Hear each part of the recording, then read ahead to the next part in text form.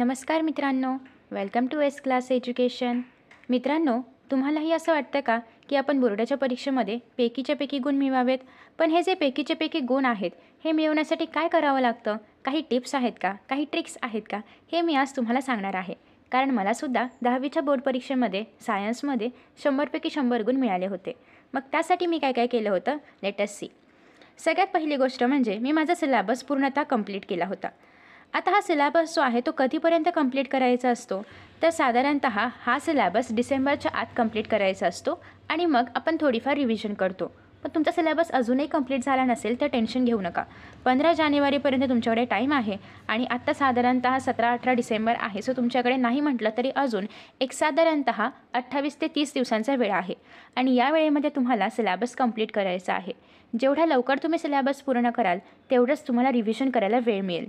So syllabus जेव्हा complete केला होता त्यानंतर माझा सिलेबसही साधारणतः डिसेंबरच्या एंडपर्यंतच कंप्लीट झाला होता. सो तुमच्याकडे पण आरामात वेळ आहे, तुम्ही आरामात सिलेबस कंप्लीट करू शकता. सायन्स पार्ट 1 आणि पार्ट 2 दोघांचासुद्धा. तुम्ही जर पाहिलं तर जेव्हा आपण एकदा सिलेबस कंप्लीट करतो तर हा फक्त वाचून कंप्लीट करायचा नाही आहे. मग मी काय केलं होतं, सिलेबस कंप्लीट करायचं म्हणजेच काय तर सोबतच नोट्स पण काढायचे आणि शक्यतो मी शॉर्ट नोट्स काढले होते कारण पुन्हा एकदा रिव्हिजन करताना माझा वेळ वाचावा आणि मला पटपट रिव्हिजन करता यावं यासाठी. After that next me flow charts बनवले होते कारण मला फ्लो चार्ट्स बनवलं तर खूप चांगलं लक्षात राहतं आणि आन्सर लिहायला पण मी त्यातलेच पॉईंट्स वापरून व्यवस्थित आन्सर लिहू शकते. So that's way me flow charts बनवले होते. आणि त्यासोबतच नेक्स्ट मी अजून काय केलं होतं तर जेव्हा मी आन्सर्स पाठ करत होते किंवा लक्षात ठेवत होते तेव्हा मी ते लिहून लक्षात ठेवायचे कारण रायटिंग प्रॅक्टिस ही खूप महत्त्वाची आहे.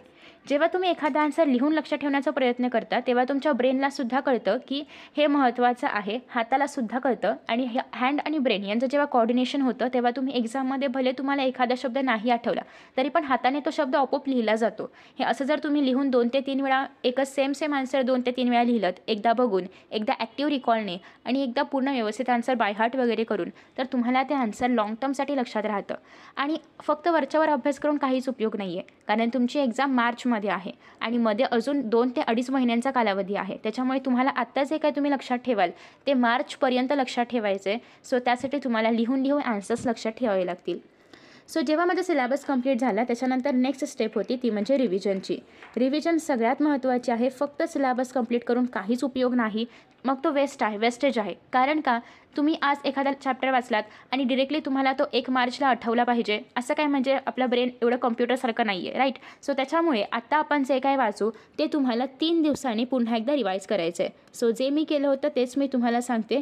अर्थात याला थोडासा वेळ जास्त लागतो पण जे तुम्ही आत्ता कराल ते तुम्हाला शेवटपर्यंत लक्षात राहील. सो थोडासा जास्त वेळ इन्व्हेस्ट करायला काहीच हरकत नाही आहे. सो जे मी आज वाचणार आहे ते पुन्हा एकदा मी 3 दिवसांनी परत वाचणार नाही. जे मी नोट्स बनवले त्याच्यामधून फक्त रिवाईज करणार. सो अर्थातच मला कमी वेळ लागणार आहे. 3 दिवसानंतर पुन्हा एकदा एका आठवड्याने म्हणजेच साधारणतः 7 दिवसांनी, तिसऱ्या दिवसापासून 1 आठवड्याने मी ते पुन्हा एकदा रीड करणार आहे. सो हे असं 3-7 असंच का करायचं आहे, कारण हे सायंटिफिकली प्रूव्ड मेथड आहे आणि मी पण ते केलं होतं. सो इफ यू वॉन्ट आणि तुमचा जर माझ्यावरती विश्वास असेल तर तुम्ही हे नक्की फॉलो करू शकता.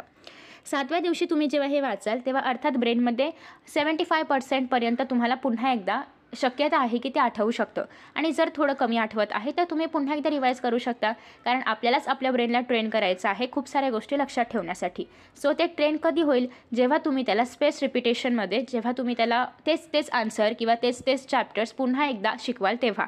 कारण तुम्ही जेव्हा अभ्यास करताय तेव्हा तुम्ही तुमच्या ब्रेनला काहीतरी शिकवताय, राईट. त्याच्यानंतर तुम्हाला हे करायचं आहे 15 दिवसांनी. 15 दिवसांनी केलं तर तुम्हाला हे पक्कं लक्षात राहील आणि जर तुम्हाला असं वाटते की अजूनही मी थोडंफार अडकते तर तुम्हाला हे 1 महिन्याने करायचं आहे. आता 1 महिन्याने म्हणजेच ऑब्व्हियसली एक्झामच्या आधीच होईल ते, कारण आता आपल्याकडे एवढा वेळ नाही आहे. पण साधारणतः स्ट्रॅटजी अशी असते की पहिल्या दिवशी, मग 3ऱ्या दिवशी, 7व्या दिवशी, 15व्या दिवशी आणि 1 महिन्याने तुम्हाला हे करायचं आहे, ठीक आहे. सो याला आपण म्हणतो स्पेस्ड रिव्हिजन. जेव्हा रिव्हिजन करणार आहात तेव्हा पुन्हा एकदा पूर्ण चॅप्टर नाही रीड करायचं आहे. तुमचा वेळ तुम्हाला वाचवायचा आहे कारण एक्झाम जवळ आली आहे. सो जस्ट तुम्ही जे काय notes, short notes, flow charts बनवले असतील ते रेफर करू शकता किंवा तुम्ही असे कुठल्याही प्रकारचे नोट्स नाही बनवलेत तर तुम्ही कुठल्याही इतर बुकमध्ये जे काय रेडीमेड नोट्स असतात ते फॉलो करू शकता.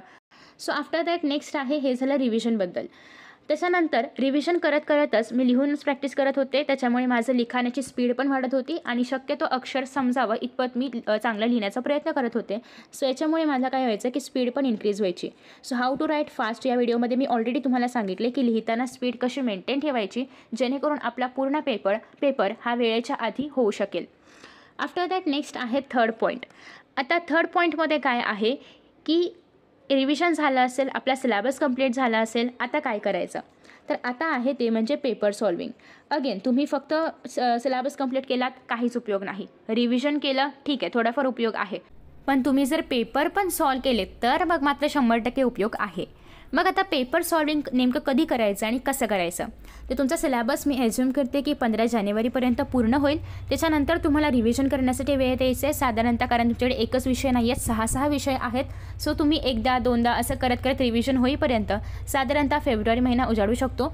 सो फेब्रुवारीमध्ये तुम्हाला पेपर सॉल्विंगला वेळ द्यायचं आहे. मी किती पेपर सॉल्व केले होते तर मी 7 ते 8 पेपर सॉल्व केले होते, कारण मी सकाळी एक विषयाचा पेपर घ्यायचे, सपोज मराठी 3 तास सकाळी घेतले तर रात्री 2 तास मॅथ्स 1, मॅथ्स 2, सायन्स 1, सायन्स 2 असा कुठलाही एक विषय घ्यायचे, जेणेकरून मी दिवसात 5 तास पेपर लिहायचे. याच्यामुळे काय व्हायचं की सलग 1 महिना असं केल्यामुळे हात दुखत नाही, कारण हाताला सलग 5 तास लिहायची सवय आहे. दुसरी गोष्ट म्हणजे खूप सारी इन्फॉर्मेशन एकाच वेळेस स्टोअर करण्याची सवय लागते, कारण मला मराठीचा पण पेपर लिहायचा आहे, सायन्सचा पण पेपर लिहायचा आहे. दोघांचाही अभ्यास सकाळी लवकर उठून करायचा किंवा मी रात्री झोपताना करायचे, जे काही शक्य असेल ते.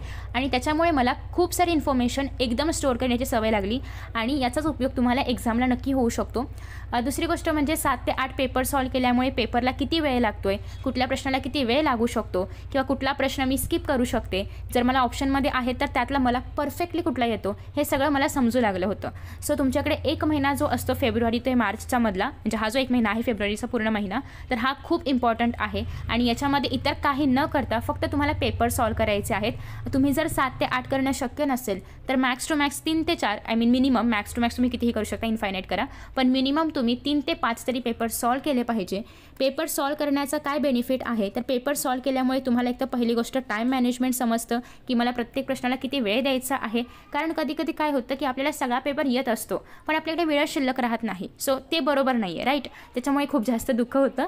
आणि दुसरी गोष्ट आहे, बरं तुम्हाला जर टाईम मॅनेजमेंट मी कसं केलं हे जाणून घ्यायचं असेल तर मी टाईम मॅनेजमेंटवरती ऑलरेडी एक सेशन घेतलेलं होतं. होप सो तुम्ही ते पाहिलं असेल. नसेल पाहिलं तर मी आत्ता व्हिडिओमध्ये जे काही गोष्टी सांगते त्या सगळ्यांच्या लिंक्स तुम्हाला खाली कमेंट बॉक्समध्ये पाहायला मिळतील. सो जाऊन नक्की चेक करू शकता. त्याच्यानंतर दुसरी गोष्ट म्हणजे तुमचं हँडरायटिंग तुम्हाला प्रॉपर ठेवता येतं. हात दुखत नाही. मेन म्हणजे जर तुम्ही एवढा सराव केला तर पेपर लिहिताना हात वगैरे दुखत नाही, ब्रेन थकत नाही, कारण त्याला सवय आहे 3 तास किंवा 2 तास बसून पेपर लिहायची. आणि नेक्स्ट गोष्ट म्हणजे तुमचं जेव्हा तुम्ही खूप एवढ्या वेळा पेपर सॉल्व करता तेव्हा तुम्हाला एक्स्ट्रा रिव्हिजन करायची गरजच भासत नाही, कारण तुम्ही एवढ्या वेळा लिहून तुम्हाला आता कळलं आहे की ह्याचं उत्तर हे असंच येणार आहे. बरेचसे प्रश्न रिपीट होतात, सो लिहिताच त्यांची प्रॅक्टिस पण होते. आणि जेव्हा मी पूर्ण पेपर सॉल्व करायचे तेव्हा मी स्वतःच चेक करायचे आणि त्याचे आन्सरशीट माझ्याकडे असायचे. सो मी स्वतःच उत्तर चेक करायची आणि ते उत्तर चेक करताना पण मी ते पूर्ण उत्तर वाचायचे, बरोबर उत्तर पण वाचायचे आणि हे दोन्ही पुन्हा एकदा मनातल्या मनात घोकंपट्टी चालू असायची. घोकंपट्टी म्हणा किंवा बोलणं म्हणा जे काय असेल ते चालू असायचं, म्हणजे इथे पण माझी रिव्हिजन ही होतच होती. सो अशा पद्धतीने मी अभ्यास केला होता. काही पेपर्स मी शिक्षकांकडून चेक करून घेतले होते आणि most of the times paper मी घरीच माझ्यामध्ये चेक केले होते, कारण पेपर चेक करताना जेव्हा मी स्वतः चेक करायचे तेव्हा मला कळायचं की इथे स्पेलिंग मिस्टेक आहे किंवा इथे असं काहीतरी मी खडाखोड केली, असं नाही केलं पाहिजे, किंवा इथे काहीतरी अजून उत्तर लिहू शकले असते, किंवा इथे खूप मोठं झालं अजून कमी करू शकले असते, इथे खूप जास्त वेळ गेला माझा, इथे मला कमी करता आलं असतं, किंवा कुठे अक्षर बिघडते, कसं काय होतं, हे सगळं मलाच कळलं जेव्हा मी स्वतः पेपर चेक केले आणि याचा मला खूप उपयोग झाला माझ्या बोर्डाच्या परीक्षेच्या वेळेस. सो अशा पद्धतीने हा जो सगळा अभ्यास आहे तो तुम्ही नक्की करायचा आहे आणि अशा पद्धतीने तुम्ही फॉलो करू शकता. आपलं जे पूर्ण स्ट्रॅटेजी आहे तर ती अशीच आहे आणि एवढीच आहे. आय होप की तुम्हाला हा व्हिडिओ आवडला असेल. आणि अजून एक मेन गोष्ट म्हणजे पेपर प्रेझेंटेशन. हा खूप महत्त्वाचा पॉईंट आहे ज्याच्याकडे आपण बऱ्याचदा इग्नोर करतो, बट असं नाही करायचं आहे, कारण आपण जेव्हा आता ऑब्वियसली समोरचा जो कोणी एक्झामिनर आहे त्याला माहिती नाही आपण कसं दिसतो, आपलं नाव काय आहे, आपण किती टापटीप आहोत, काही माहिती नाही आहे. जे काही माहिती आहे तो आपला पेपर. सो आपण जे काही आपल्याला आपले इम्प्रेशन पाडायचं आहे ते आपण पेपरच्या मधूनच पाडणार आहोत. सो ती आन्सरशीट जेवढी चांगली आणि जेवढी सुंदर असेल तेच आपल्याकडून आपला संदेश त्या एक्झामिनरपर्यंत पोहोचवणार आहे, राईट, किंवा पेपर चेक करणाऱ्यांपर्यंत पोहोचवणार आहे. सो त्याच्यामुळे त्या आन्सरशीटला व्यवस्थित प्रेझेंट करायचं आहे. ते तो आपला आरसा असणार आहे की आपण कसे आहोत ते ती आन्सर शीट सांगते. सो त्याच्यामुळे त्याला छान लाईन्स वगैरे ड्रॉ करायचे आहेत. पेपर कसा प्रेझेंट करायचा आहे याच्यावरती मी ऑलरेडी सेशन घेतलं आहे, चेकआउट नक्की करा. त्यासोबतच मी जेव्हा एवढ्या वेळा पेपर लिहिले तेव्हा कळलं होतं की आपल्याला किती वेळ लागतो आहे सगळ्या रेषाविषा ओढायला, तो कसा कमी करायचा किंवा कुठून तो वेळ आपण काढू शकतो हे सगळं आपल्यालाच कळतं. सो त्यासाठी पेपर सॉल्विंग हे मस्ट आहे. तुम्ही मिनिमम 3 ते 5 पेपर तरी प्रत्येक विषयाचे सॉल्व केले पाहिजे. त्याच्यामध्ये सायन्स 1 सायन्स 2 डिफरंट आहे बरं का, एकदम नाही आहे. सायन्स 1चे 7-8 होते आणि सायन्स 2चे 7-8 होते, राईट.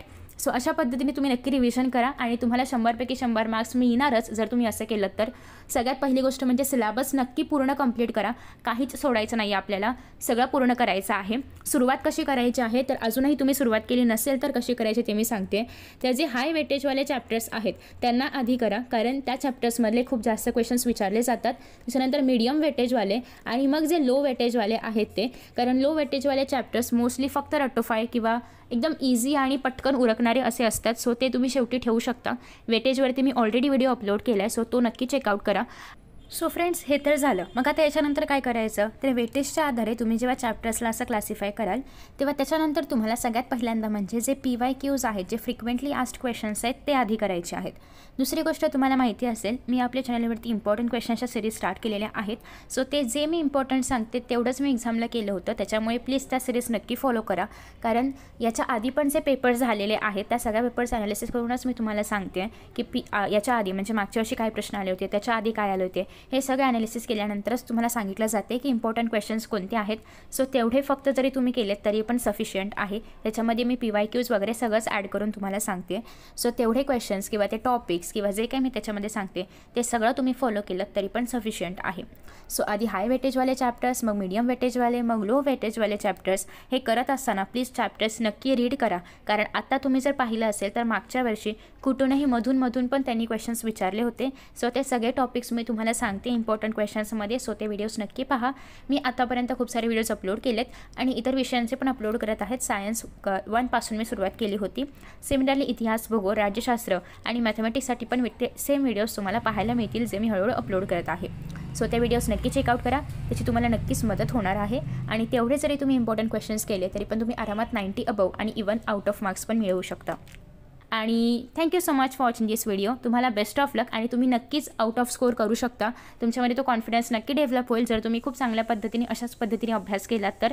सो हा व्हिडिओ पाहिल्याबद्दल खूप खूप धन्यवाद आणि तुमच्या एक्झामसाठी तुम्हाला all the best. Bye bye.